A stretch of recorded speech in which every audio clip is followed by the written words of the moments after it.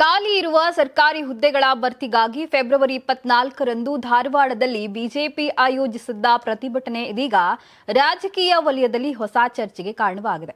ಉದ್ಯೋಗಾಕಾಂಕ್ಷಿಗಳ ಪರವಾಗಿ ಕರೆ ನೀಡಿದ್ದ ಈ ಹೋರಾಟ ಶ್ರೀನಗರದ ವೃತ್ತದಿಂದ ಜಯನಗರ ಮಾರ್ಗವಾಗಿ ಮಿಚ್ಚಗಿನ್ ಫೌಂಡೇಶನ್ನವರೆಗೆ ಜಾಥಾ ರೂಪದಲ್ಲಿ ನಡೆದಿತ್ತು.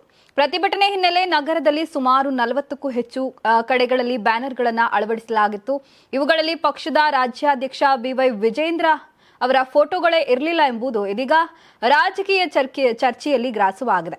ಬ್ಯಾನರ್ಗಳ ಮೇಲ್ಭಾಗದಲ್ಲಿ ಪ್ರಧಾನಿ ನರೇಂದ್ರ ಮೋದಿ, ಗೃಹ ಸಚಿವ ಅಮಿತ್ ಶಾ, ರಾಷ್ಟ್ರೀಯ ಅಧ್ಯಕ್ಷ ನಿತಿನ್ ನಬೀನ್, ಮಾಜಿ ಮುಖ್ಯಮಂತ್ರಿ ಬಸವರಾಜ ಬೊಮ್ಮಾಯಿ, ವಿಧಾನಸಭಾ ವಿರೋಧ ಪಕ್ಷದ ನಾಯಕ ಆರ್ ಅಶೋಕ್ ಹಾಗೂ ವಿಧಾನ ಪರಿಷತ್ ವಿಪಕ್ಷ ನಾಯಕ ಚಲವಾದಿ ನಾರಾಯಣಸ್ವಾಮಿಯವರ ಭಾವಚಿತ್ರಗಳನ್ನು ಅಳವಡಿಸಲಾಗಿತ್ತು.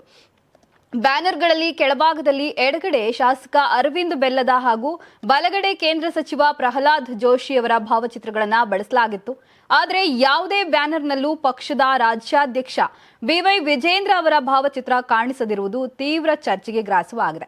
ಪಕ್ಷದ ಅಧಿಕೃತ ಹೋರಾಟದ ಬ್ಯಾನರ್ಗಳಲ್ಲಿ ರಾಜ್ಯಾಧ್ಯಕ್ಷರ ಚಿತ್ರಕ್ಕೆ ಕತ್ತರಿ ಹಾಕಲಾಗಿದೆ ಎಂಬ ಆರೋಪವೂ ಕೇಳಿಬಂದಿದೆ.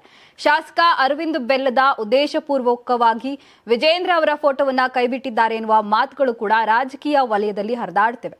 ಈ ಘಟನೆಯನ್ನ ಬಿಜೆಪಿ ಒಳ ಜಗಳವನ್ನ ಬಿಂಬಿಸುತ್ತದೆಯಾ ಅಥವಾ ಸ್ಥಳೀಯ ಮಟ್ಟದ ಆಯೋಜನೆ ನಿರ್ಲಕ್ಷ್ಯವೇ ಎಂಬ ಪ್ರಶ್ನೆಗಳು ಉದ್ಭವವಾಗಿವೆ.